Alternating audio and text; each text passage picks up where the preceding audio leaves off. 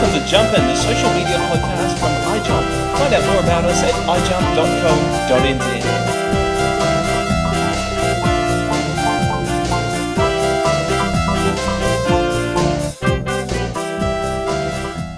Hi, this is Simon from iJump. Today we have part 2 of Marie's interview with Toby and Janet from ASB, talking about their experience with iwantahome, their corporate blog. We want to hear from you.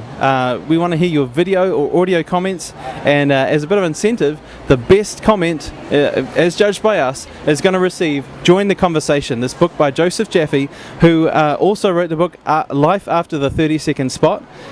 He is an amazing author, podcaster, blogger, somebody who really understands the state of marketing in the present, actually. I mean, I'm tempted to call it future marketing because people aren't really picking it up, but this is where consumers are at right now. So join the conversation.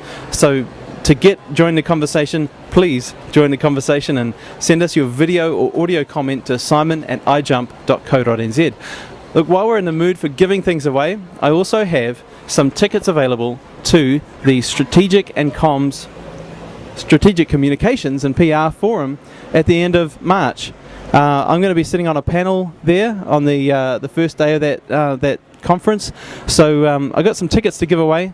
First in, first served. Email me at simon@ijump.co.nz and just ask. That's all you got to do. So yeah, I'd love to hear from you with your voice comments, your video comments, and just asking to come to the seminar. Meanwhile, here is Marie's interview, second part of her interview with Toby and Janet from ASB. Catch you later.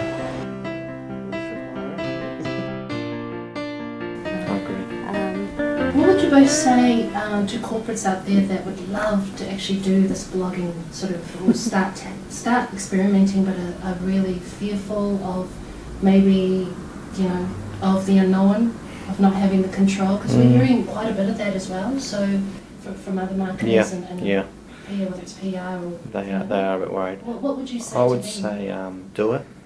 Just do it. Absolutely. Yeah, I know. It's a bit Nike, isn't it? Never mind. I would say do it, but you have to understand the resources required. So do it, but then you have to be willing to put people there, and it is people who can read that feedback pretty much straight away. It doesn't have to be instant, and to be able to answer quickly to those people, because what you'll find is most people have got great things to say about your company, and they've all got a good experience to share.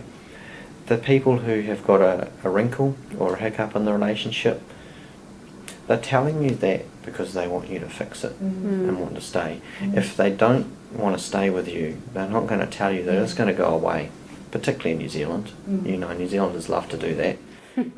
Crappy restaurant. Oh, it's lovely. It's lovely. It was beautiful.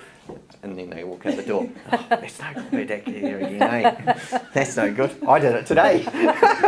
Yes. Oh, but don't mention the name of it. No, don't. No.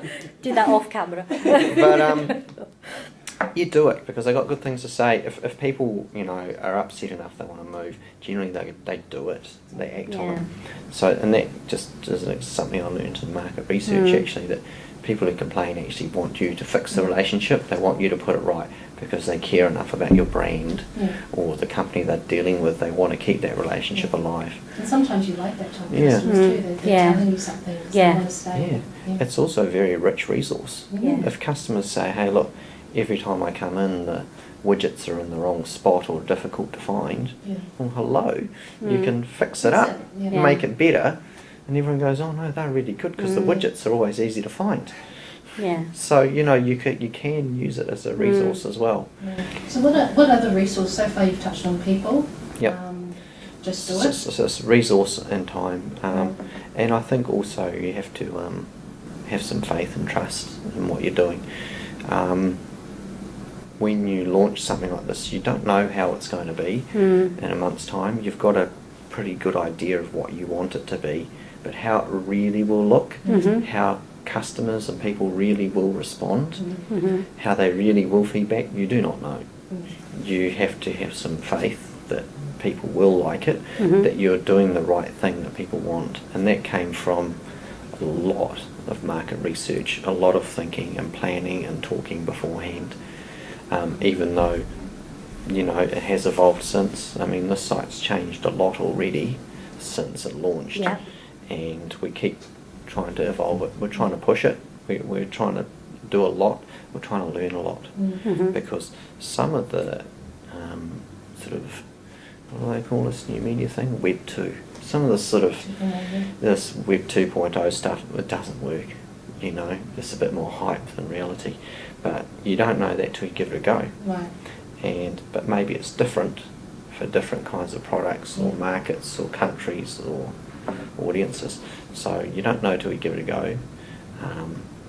It is expensive. You know, it takes quite a bit of time and money technically.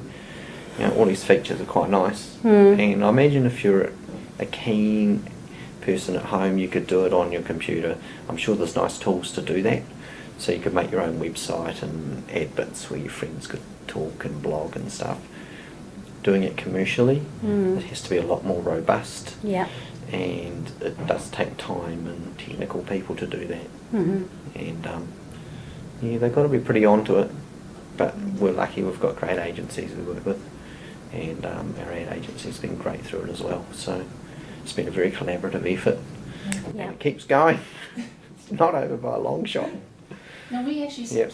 we also hear a lot of people that talk about, look, blogging, it's a waste of time, I don't have time to do that, I'm already busy in my role. What would you both say about that? How do you actually time manage and sort of, you know, fit that in as well as on top of what you actually do? I think it can take a lot of time, but I think it's a bit like doing your emails every day. This has become standard practice now that, you know, everyone checks their emails regularly. Some people leave their inbox open all day and they'll respond to an email as soon as it comes in. It's no different for us really, dealing with comments, dealing with feedback on the site. They come into our inbox in a specific place and we just look at them all the time, and we just deal with them, as Toby says. I think the one thing that you do need to be mindful of is that they do need to be dealt with quickly, so you can't leave them there for days on end. But we have published in the terms and conditions of our site that we will respond within, I think it's 3 working days.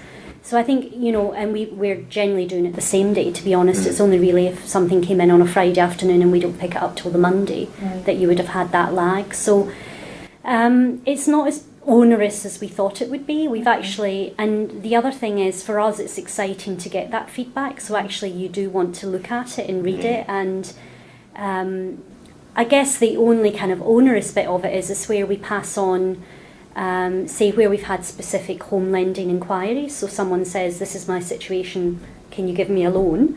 That's not obviously something for us as marketing to deal with, so we've got to pass it on to our lending specialists and then make sure that they've responded to that. So there has been a little bit of us changing processes a little bit internally to deal with those sorts of inquiries, because obviously that's a new channel. But that's working fine and we're dealing with that now. But that's not something we had set up initially because we didn't know if we would be getting those kind of specific inquiries. So as Toby says, it is evolutionary and it is organic, and we've just got to react as we go. So you do need to kind of commit to that. Okay. Probably just the final question. What tips would you maybe each, or one tip that you'll actually give out to those who are actually wanting to start this? Where should they start if you just break it down to maybe something quite simple first, like a first step? I'd say be kind of clear on what you're trying to convey. So we have been quite clear on this. We want to be a great lending resource for our, you know, for customers and potential customers. So we didn't say we want to have the best bank or financial information. That's too broad. So we kind of tried to keep it narrow and around sort of a single area. You can always grow. You know, you can grow and expand as it becomes successful. So, you know, bite off a chunk that you can focus on and build up a bit of info about, and work forward from there. Be prepared for it to evolve and change, and that's part of it. That's kind of fun. That's what makes it interesting. What else is good on? I would say an experience. Look, we're building a house, okay? So we're building a brand new house from scratch and we're giving it away. But that's, as well as being a great price for a customer for buying a product alone from us, it's also a fantastic storyline and good advertising, and I think just good ads in general have great storylines. So where you can follow the story. So the success of Ira Goldstein would be a story. You know, he came to New Zealand and he's moved along and moved along. What other great stories are there? There's the Fernley family. That was a great story. So it's a good storyline. It's a good vehicle that will produce content on the way. We don't know what, but we've sort of got a rough idea. I think that's helpful for people. Yeah, it's about engaging, isn't it? I don't think that you can just shove some information out there and expect people to want to be able to interact with it. But at the end of the day, it's about getting closer to your customer and understanding, you know, if you're going to be able to supply something or put something on the web that customers can actually benefit from, and you can put a mechanism on there for them to interact with you, whether it's just a comment or a blog or whatever, then that's got to be really useful for both sides. So I think, I mean, to me there are a lot of companies, most companies have got websites. Maybe a first starting point for some organisations would be just to open up a feedback, a way for customers to feedback online, or to add comments about content on the site, or to give suggestions or whatever. You know, just it surprises me even the amount of commercial organisations that don't have all of their kind of contact us details, their phone number, their email address where they can email into customer services or whatever. There's nothing on there. It's so hard to find how you would communicate cursory, online. Isn't it? It's like they don't want you to talk to them. You get that sort of feeling. Well, that's right. That's the vibe. Yeah, and that's not a good impression to give customers, is it? That you don't want to be approachable. Okay, I'm famous for saying last question, but then I give another. That's all right. This is really my last question. Just on a personal note, Janet, where would I find you on the social media sort of environment? Do you read other blogs, or are you on MySpace or Facebook? Would I find you anywhere? Yes. There? Yes. Great. You'd find me on Facebook. Excellent. Yeah, and I do read other blogs. So yeah, I do gather quite a bit of information. Actually, a lot more since we've been doing this than before. Yeah. And do you find that you're sort of slightly closer and it's meaning a little bit more than maybe before you started the blog? Yes. Here in the company? Definitely. Yeah. Definitely. Great. Okay. And Toby, where would I find you on the social media world? I'm one of these. I don't practice what I preach, eh? No, I read quite a lot of blogs and sites, so I quite enjoy the reading and that. But no, I'm not on Facebook or anything like that. I don't use the computer at home. I mean, I sit behind a computer all day at work, and so you want I don't know home. break from...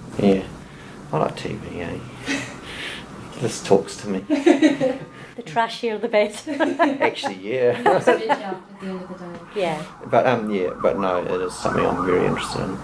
So I spend bits of time snooping around, having a look. I think it's a whole exciting world out there. It is very exciting. Well, I'm really excited. We're really excited about your blog. Thank you. And also, we just think, in our own opinion anyway, ASB is very sort of future thinking, and you guys are always out there pushing and also being leaders, and so it's really great. Thank you. Well, thanks for coming to talk.